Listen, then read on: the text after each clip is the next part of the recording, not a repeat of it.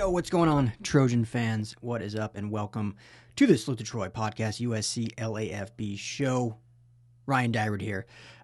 Thank you all for always hanging out and checking in. Quick update for you. I've said this now twice. We'll be back with Coach and Madman here this week. I think, Coach is getting obviously acclimated to his new coaching schedule. For those that don't know, the new head coach at Jordan High School in Long Beach.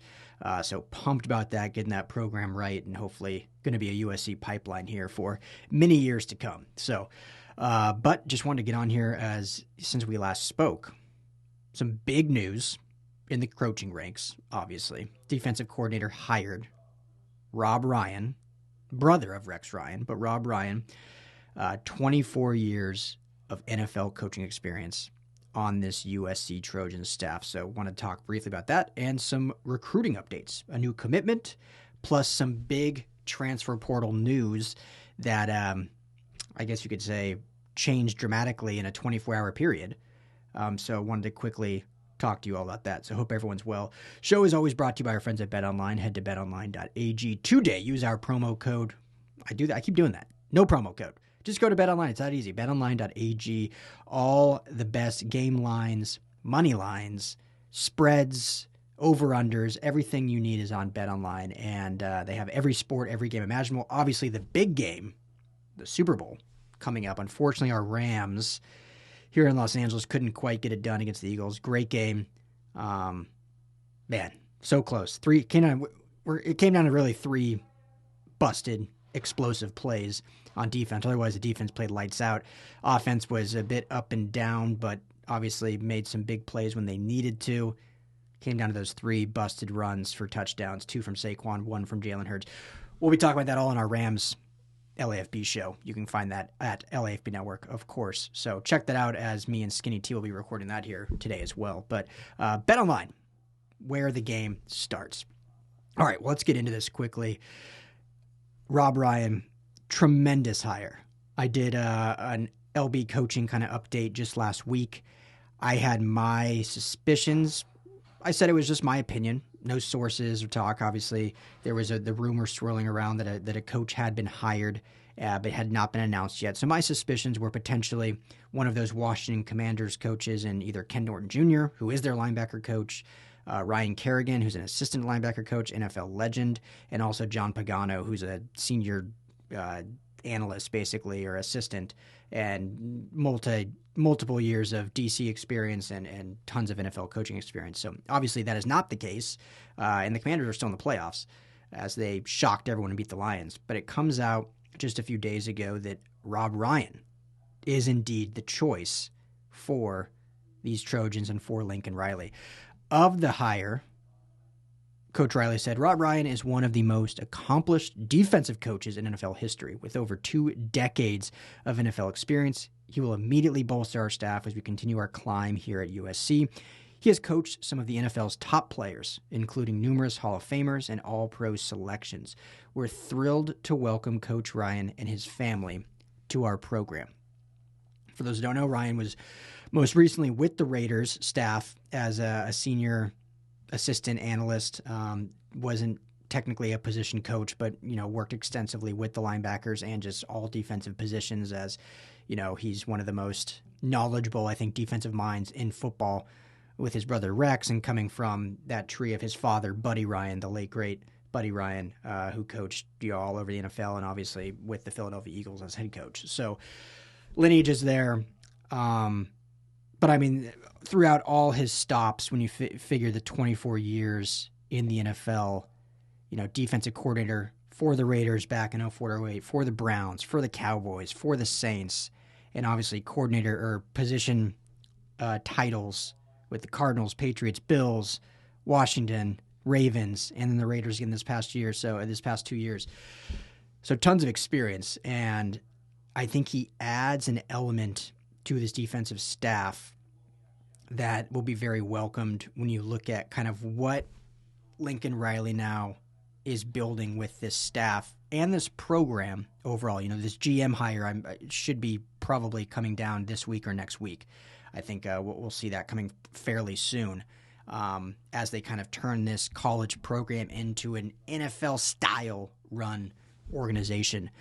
But when you look at this defensive staff, obviously run by Dan Lynn, and Dan Lynn has ties with Rob Ryan, coaching with him at different stops as he kind of began his coaching journey.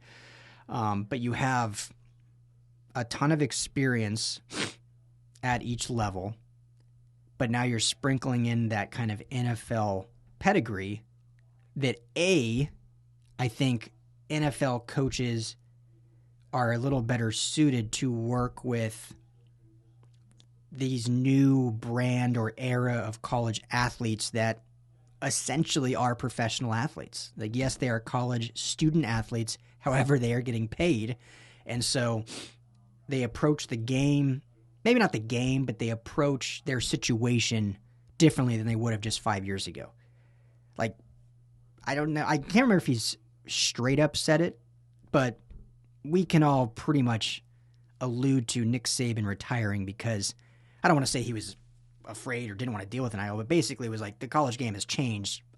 It's past what I'm used to, because coaches like Nick Saban, like Urban Meyer, ran, and I'm not saying this is bad, but essentially ran dictatorships in college. Like, it was their way or the highway, and they won. I mean, it worked, obviously.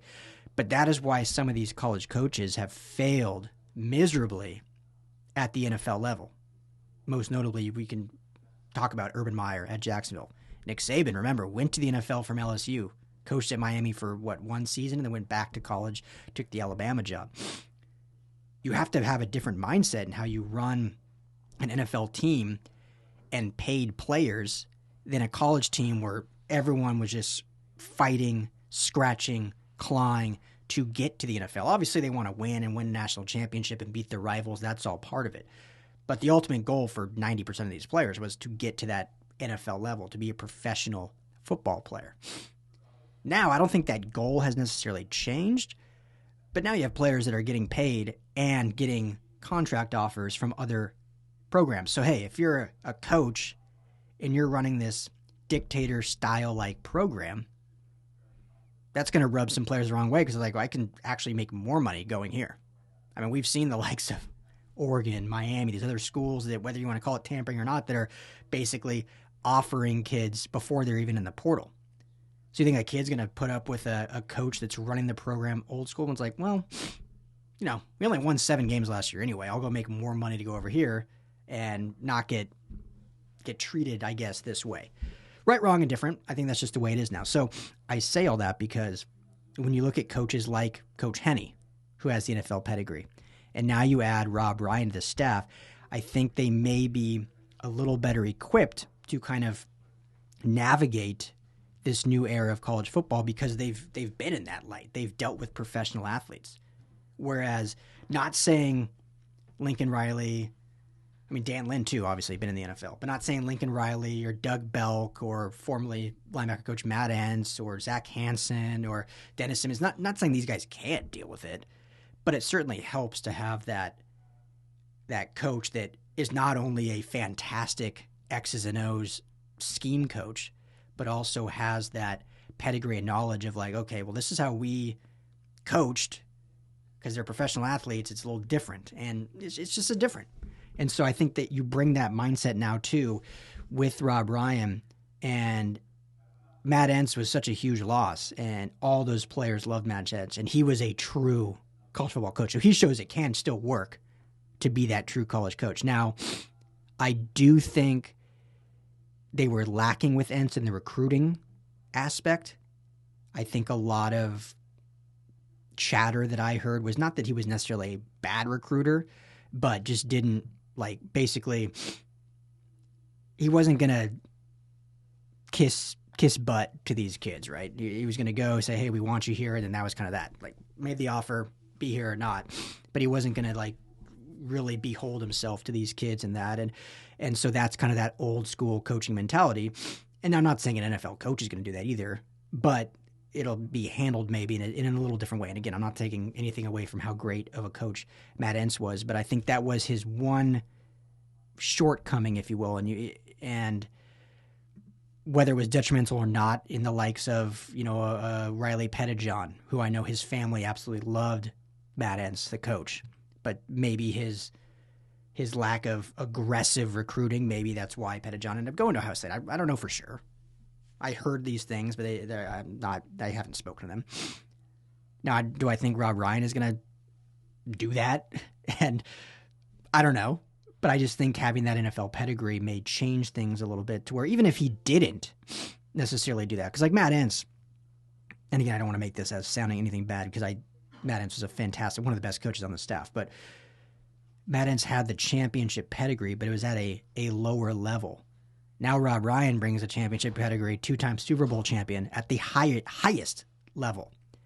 So if he doesn't want to maybe play that game of like, man, I'm just going to really just suck up to these kids to get here. It's like, you want to know what it takes to get to the next level?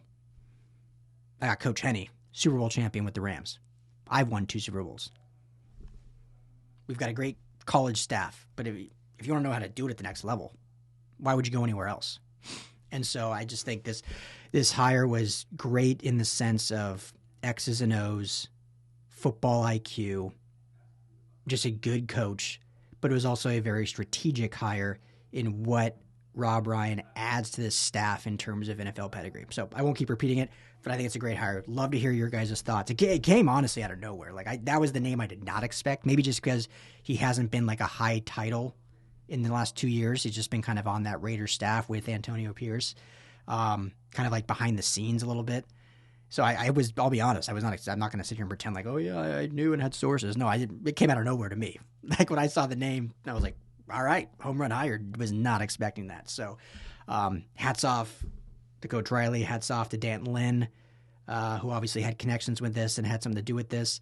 And while this was going on, like he's getting offered by Penn State. And then USC locked him up. So all in all, a great week, a great 10 days for this coaching staff. When you talk also about Chad Savage getting added 2 weeks ago, this is a really good staff. Like it's crazy to think that with how good I think the staff became last year, when they hired the entire defensive staff, I think everyone, and myself included, was like, there was not a hire they missed on that staff.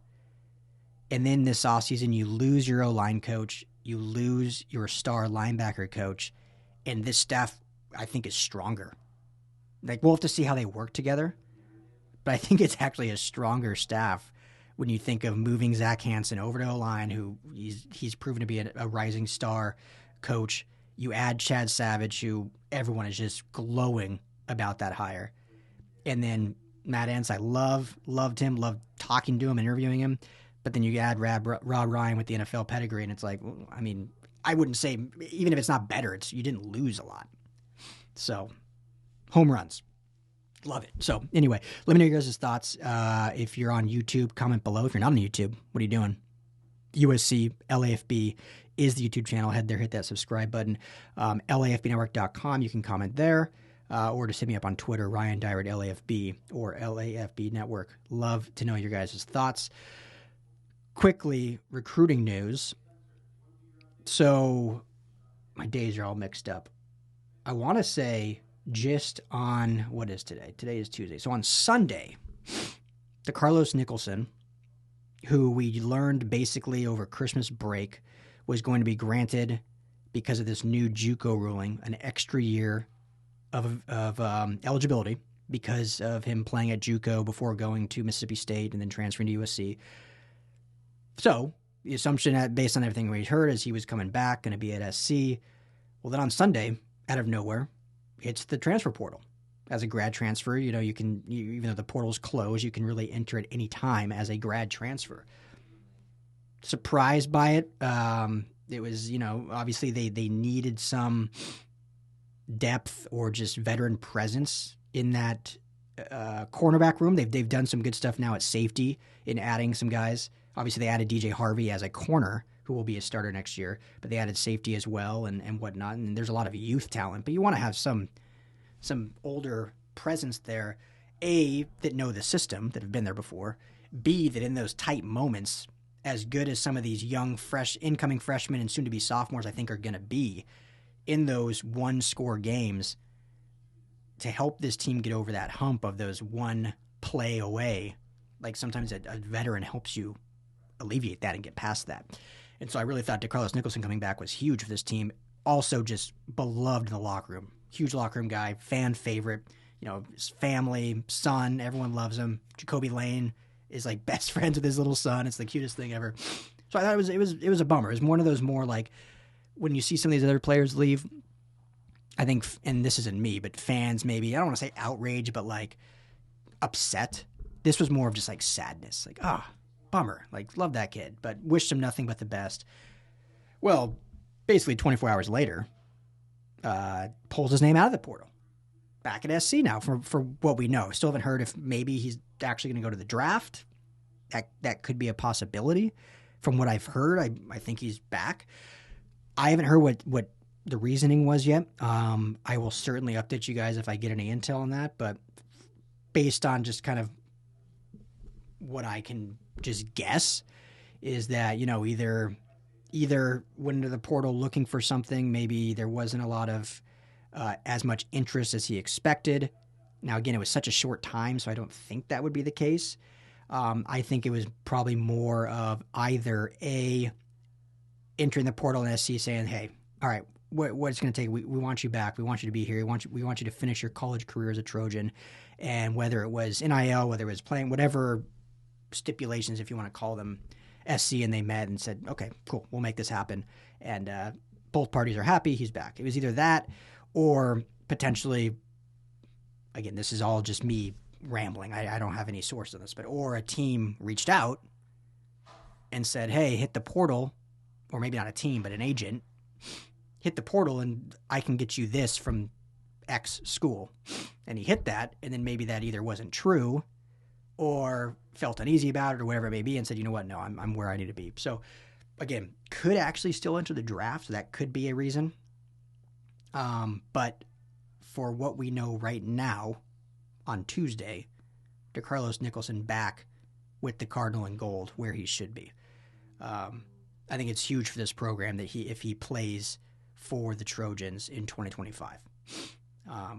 Great for Doug Belk's room, great for Dantlin's defense, great for just this team's culture, identity, and morale. So huge, huge, huge that Nicholson, hopefully, based on what we know right now, is back. And hopefully he gets everything he needs, obviously. And, he's a family man, so it's not like a 19-year-old kid. He has a family to support. So a little different scenario. So happy based on everything we know now, happy that he's back. So last little bit of recruiting news, a commitment yesterday in the 2025 class. So ahead of that February late period signing day, Cam Sermons, the brother of RJ Sermons, 2026 elite commitment, and the son of USC legacy Rodney Sermons, has committed to USC. Smaller frame, about 5'9", 150. So not a real big guy yet, but you can put some on. Don't know for sure if this will be a scholarship offer or a priority walk-on next season. But either way, it's always great to see legacies go to their programs. He will be the second, I guess, brother pairing, you could say, when he gets to campus, or I should say when his younger brother, RJ Sermons, gets to campus in 26, as both Sermon brothers and then Longstreet brothers, obviously Husan Longstreet, the 5-star QB, who is at campus now, and then his brother Kevin Longstreet transferred from Texas A&M to USC. So love seeing that, two brothers in the program, and he is registered as an athlete, so can play both ways, corner, safety, or receiver. Most likely a receiver, though, as that's where he primarily played at Rancho Cucamonga High School just last season. So I had this up for you. Let me grab it again, what his stats were last year. He had a pretty successful campaign in 2024. Finished with 37 receptions, 765 yards, but totaled 1,200 all-purpose yards and 7 touchdowns. So, like I said, smaller kid, will definitely need to put some weight on at the next level. But I want to take nothing away from him. he earned this commitment. You know, he had offers from Army, Air Force, San Diego State, others. So great to see him at USC. So taking nothing away from him, but I think this also will help keep the commitment of R.J. Sermons next year, who is a top 5 corner in the nation, one of the best cornerbacks in the entire country, and is committed to USC. So that's the main goal of this staff, is keeping him committed and not having him flip, because it's a calendar year basically. Got to keep this kid. So having his brother on campus will certainly help that. Will certainly aid in that. Now, that doesn't mean they can't do what Kevin Longstreet did, right? Kevin Longstreet went to Texas A&M. Husan Longstreet was committed to Texas A&M. Husan flips to SC. Kevin transfers to USC. So it doesn't mean that can't happen. But when you're already on campus, when you're the local school, when your dad is a legacy and played running back here, all the chips and all the cards are lining up on the table where they should be. So there you go. Latest updates there with Rob Ryan hired.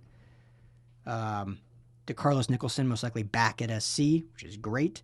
And Cam Sermons committed to USC for the 2025 class. We'll be back later in the week with Coach and Madman. Thank you guys as always. Appreciate all the kind words and comments. I know it's probably a lot more boring just seeing my ugly mug by myself, but trying to just give you updates. All of our editorial can be found at LAFBnetwork.com, so please, if you can, check that out. Certainly helps us out, and everything can be found on Twitter at LAFB Network.